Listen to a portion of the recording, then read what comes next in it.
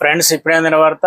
మీకు bank account ఉందా? అయితే బ్యాంక్ మినిమం బ్యాలెన్స్ పైన ముఖ్య ప్రకటన అనమాట. సో ఆ వివరాలు ఏంటనేది కూడా వీడియోలో తెలుస్తుంది. వీడియోని చివరి చూడండి, అర్థమవుతుంది. మొదటిసారి ఛానల్ వస్తే తప్పకుండా సబ్స్క్రైబ్ చేసుకొని చూస్తున్నారు కానీ లైక్ చేయడం మర్చిపోతున్నారు. వెంటనే లైక్ చేయండి. ఇలాగైతే వెళ్ళిపోదాం. బ్యాంక్ అకౌంట్ లో మినిమం బ్యాలెన్స్ ఉండాలనేటువంటి విషయం తెలిసిందే. అయితే బ్యాంకులు మినిమం బ్యాలెన్స్ ని ఎందుకు వసూలు చేస్తాయి, ఈ నిబంధన లేని బ్యాంకులు ఏవి ఉన్నాయి, లాంటి పూర్తి వివరాలు అయితే ఇప్పుడు తెలుసుకునే ప్రయత్నం చేద్దాం. బ్యాంకులో కొత్త సేవింగ్ అకౌంట్ ఓపెన్ చేసినప్పుడు కావచ్చు, ఖాతాదారులు తమ అకౌంట్ లో మినిమం బ్యాలెన్స్ ను ఉండాలనే నిబంధన అయితే ఉంటుందనే విషయమే తెలిసిందే కదా. అయితే నిర్ణీత పరిమితి కంటే మీ ఖాతాలో నిధులు తగ్గితే కనుక అకౌంట్ హోల్డర్ జరిమానా ఇక చెల్లించాల్సి అయితే వస్తుందన్నమాట. అయితే బ్యాంకులు ఇలా ఎందుకు చేస్తాయి? దేశంలోనే కొన్ని పెద్ద ప్రభుత్వ రంగ బ్యాంకులు ఈ అవసరాన్ని పూర్తిగా రద్దు చేసి తమ వినియోగదారులకు ఊరటనిచ్చాయన్నమాట. మినిమం బ్యాలెన్స్ అంటే ఏమిటి? జీరో బ్యాలెన్స్ ఉన్న పెన్వి అంటే ధరించాలని బ్యాంకుల గురించి వివరంగా తెలుసుకుందాం. అసలు ఏంటి, ప్రతి ఖాతాదారుడు సేవింగ్ ఖాతాలకు సంబంధించి ప్రాథమిక నియమం గురించి తెలుసుకోవాలన్నమాట.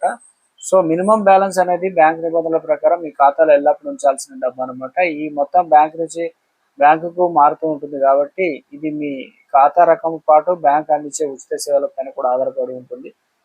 కనిష్ట నిల్వలు అనేది ఒక బ్యాంక్ ఖాతాలో కనీసం ఉండాల్సినటువంటి డబ్బు అనమాట. ఇది మీ బ్యాంక్ ఖాతా ఎప్పుడు నిర్ణీత స్థాయి కంటే తగ్గకుండా చూస్తుంది. ఈ మొత్తం కూడా సాధారణంగా బ్యాంకులు నిర్ణయిస్తాయి. అలాగే మీ ఖాతా రకాన్ని బట్టి లేదా మీరు ఏ నగరంలో ఉన్నారు, మెట్రో, సెమీ అర్బన్, గ్రామీణ అనే దానిపైన కూడా ఆధారపడి మారుతుంటుంది అనమాట. ఇక ఖాతాలో తక్కువ బ్యాలెన్స్ ఉంటే కనుక బ్యాంకు నిర్దిష్ట ఛార్జీలు వసూలు చేస్తాయి.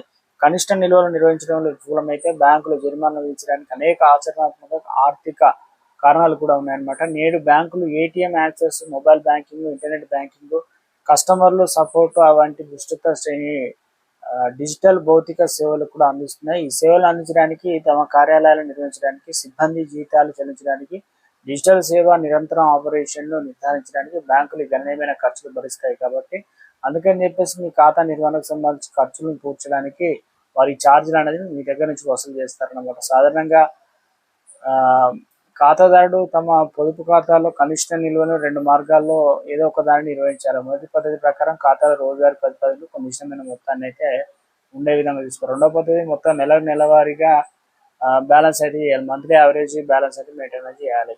ఖాతాదారులు సౌలభ్యాన్ని దృష్టిలో ఉంచుకొని దేశంలో అనేక పెద్ద ప్రభుత్వ రంగ బ్యాంకులు తమ ప్రామాణిక పొదుపు ఖాతాలకు తప్పనిసరి కనిష్ట నిల్వల అవసరాన్ని పూర్తిగా రద్దు చేశాయి అనమాట.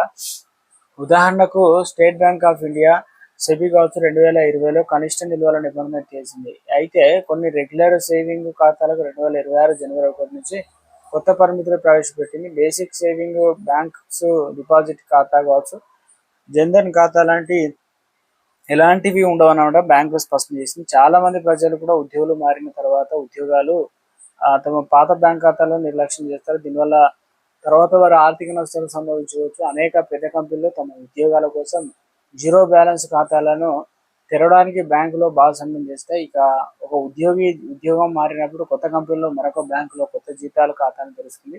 ఫలితంగా పాత జీతాల ఖాతా ఆటోమేటిక్గా సేవింగ్ ఖాతాగా మారుతుంది. ఒకసారి అది ప్రామాణికంగా పొదుపు ఖాతాలుగా మారితే బ్యాంకు కనిష్ట నిల్వలు దానికి వర్తిస్తాయి. ఖాతాలో తగినంత నిధులు లేకపోతే ప్రైవేటు అదేవిధంగా ఇతర బ్యాంకులు తరచుగా జరిమానాలు వసూలు చేయడం ప్రారంభిస్తాయి. కాబట్టి ఉపయోగించని పాత ఖాతాలను మూసివేయడం లేదా వాటికి అవసరమైన కనిష్ట నిల్వలు అయితే నిర్వహిస్తారు.